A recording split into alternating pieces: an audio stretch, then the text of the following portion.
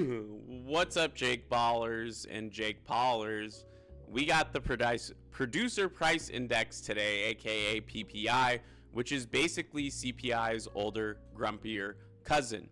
CPI is what you pay, and PPI, well, it is what companies pay before they decide to pass it on to you like a group project that you never really signed up for. And the headline PPI, well, is up. Not by a lot, but enough to remind everyone that inflation doesn't die, it just changes outfits. Final demand is up 0.2% in November, and the market hears that and goes, oh cool, so the rate cuts forever fantasy have a chaperone now. No, this is not your incestuous cousins Teens for Jesus dance. This is the American economy, okay, Bill? So why don't you pull your head out of your ass and smell the flowers every once in a while? Let's go ahead and talk about the facts first, because while numbers don't have feelings, unlike 90% of my audience who complains about my offensive jokes, right? Or we could talk about unlike the 99% of people on FinTwit who cry and complain anytime that they're wrong or get called out because the shoe fits. Anyways, let's talk about final demand PPI. That's up 0.2%. For October, up 0.1%, September up 0.6%, and year over year up 3%. Now, this is what actually matters, okay? This wasn't a quote-unquote services are running hot story. This was services were basically flat, and I'm talking as flat as your girlfriend, okay? Or as your boyfriend who has no cake. Let's be honest here. Tell him to get in the gym, do some hack squats, do some leg extensions. Let's get those cakes up, all right? All 2026, let's get men looking like they have BBLs. Anyways, this was a good story for PPI today. And specifically a hello darkness, my old friend story. And if you guys don't know that song, you're probably too young to be watching my channel, so get out of here. Final demand goods, they jumped 0.9%. That's the biggest jump, by the way, since February of 2024. And 80% of that move came from, drumroll please, energy. Da-da! Because, well, of course it did. Apparently, the AI efforts are gonna wipe out 90% of the energy grid, according to all the FinTwit economists out there. Now, let's go ahead, make some butt cheeks, and break down energy for what it really was. It was up 4.6%. Gasoline was up 10.5%. 10.5. That's not inflation cooling. That's inflation doing a TikTok comeback tour. Now, and by the way, we're talking comeback tour after you had DMs of famous TikTokers that were messaging underage kids, because apparently that's the thing you do when you get famous, is you message a 13, 12, 10-year-old while you're in your mid to late 20s. But I digress. Go ahead and explore that YouTube rabbit hole on your own time. All right? Now, let's be honest here. Energy is volatile, and we all know this, right? But here's why it matters.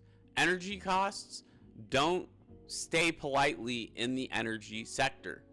Think about it like this. Energy hits shipping, logistics, airlines, manufacturing, food production. Basically, everything that exists in real life, energy is going to affect in some way.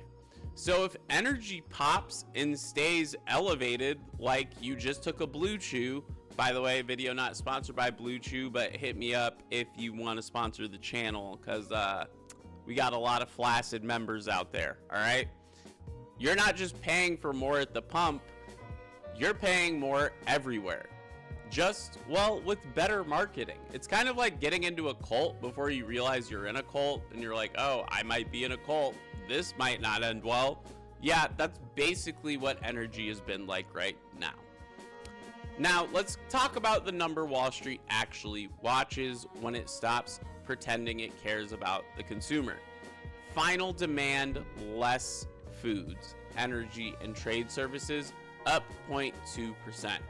And it's a 3.5% year over year, the largest 12-month increase since March, by the way. This is the core vibe. This matters because it strips out food, energy, and trade margins, by the way, which can swing around. And no, I'm not talking about meatspin.com. Don't Google that. So if this stays elevated, it signals that underlying inflation pressure is still, well, present, right? It's not screaming, but it's present. It's like that creepy little child you see in the corner of a room who never really says anything, but you know they're there. And guess what? Markets aren't going to wait until that little thing in the corner screams. Markets are going to go ahead and front run the whisper. Go ahead and look at SPY over here. Look at that beautiful sell-off, right? Anyways, what does this mean for the Fed, though? Because let's be honest, that's what you all care about, right? Central banking in the U.S. economy. Psych, that's why you don't know anything about this. It means the Fed is stuck in the same situation as every group chat argument. They want the conversation to end, but nobody knows how. But guess what? Someone keeps dropping new info, or in a group chat setting, new memes that just bullies people into staying there. PPI like this doesn't kill rate cuts, but it definitely complicates them, and that is a fact. If the inflation pipeline stays warm, the Fed has to ask itself two questions, okay? Are we cutting into sticky inflation, which will send Goolsbee back into his corner to go ahead and pace back and forth over the fact that they're cutting into stagflation? Or are we holding too long in squeezing growth right now? That's the knife's edge. And you know what they say, if you slide down a knife's edge, talk about a free vasectomy. And when the Fed is on a knife's edge, the market does what it always does. It overreacts, it calms down, but then it quickly overreacts again. Are we noticing a cycle here? A pattern, maybe, is what we could call it. Now, here's where it gets spicy, and no, I'm not talking about my only friends link, okay? Consumers are still spending. We've got holiday spending showing strength, NRF data showing a strong December jump, Redbook showing early January momentum, and official government retail sales for November and December. Well, surprise, they're delayed. So we're watching the faster indicators. Translation, the consumer, it still has a pulse. It's still very much alive. Spending, well, guess what? The consumer is alive in the same way, by the way, that your iPhone is alive at 6% battery, which I experienced this morning. Spending, however, can hold up for a while, right? Like an Android, especially if wages are sticky and people are still employed. We've not heard of many massive layoffs as of recent, so we're not too worried. But higher input costs can work their way down to consumers with a lag. And that's the trap, right? Like, that's the bear trap you don't see in the woods, and then all of a sudden you're having to get like a quarter of your leg cut off. All right, companies don't eat costs out of kindness. They eat costs until, well, their margins get pressured, guidance gets threatened. Then suddenly your Doritos cost $11 and the CEO calls it quote unquote value creation. It's kind of like when a SaaS tech company says we're all a family, and then all of a sudden you're like about to get fired. I thought we were family here. So what does this do to stocks exactly? Well, if energy keeps pushing higher, energy stocks can benefit. Inflation expectations, well, they can lift up like a BBL. Yields can go ahead and creep up. And when yields creep up, guess what happens? High duration growth names start acting like they just saw their ex at the grocery store. If services stay flat and quote unquote core doesn't accelerate, the market can keep the soft landing narrative going.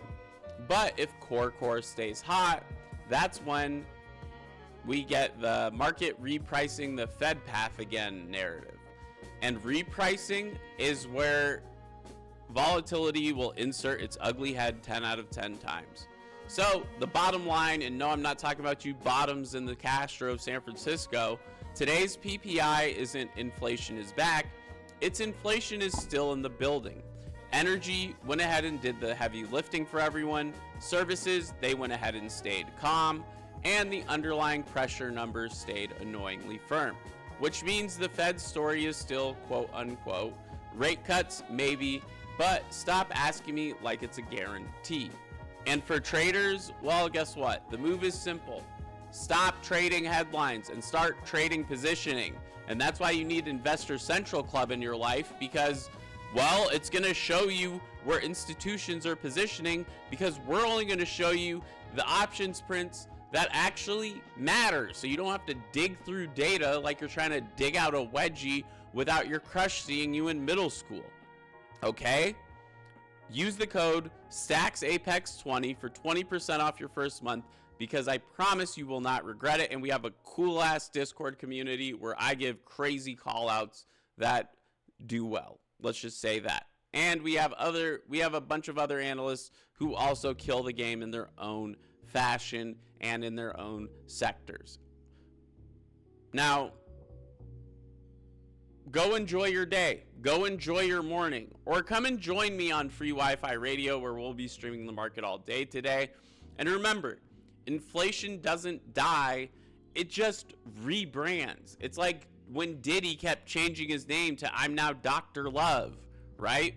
Anyways, I'm Max Pitts. This is Trades and Gains, powered by Investor Central Club. Stacks Apex 20 for 20% off your first month at investorcentralclub.com.